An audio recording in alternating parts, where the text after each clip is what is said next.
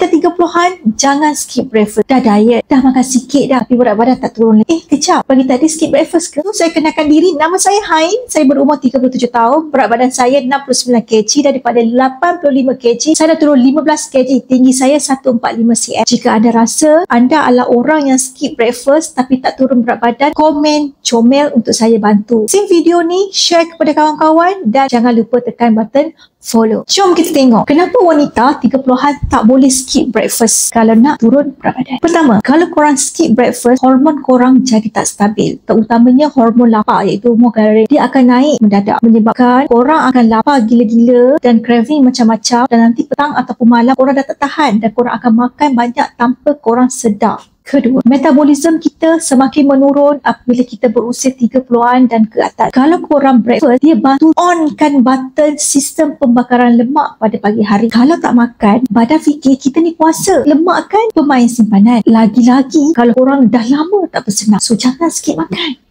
Ketiga, kenapa tak boleh skip breakfast? Sarapan bantu korang stabilkan mood. Sarapan bantu korang stabilkan mood dan juga tenaga. Bila korang breakfast, terutamanya korang cukup protein dan juga fiber, korang akan kenyang dan bertenaga. Tak mudah rasa lepar, tak mudah rasa lapar cepat, tak mudah rasa marah, craving pun tak melampau-lampau. So, lepas ni jangan skip breakfast.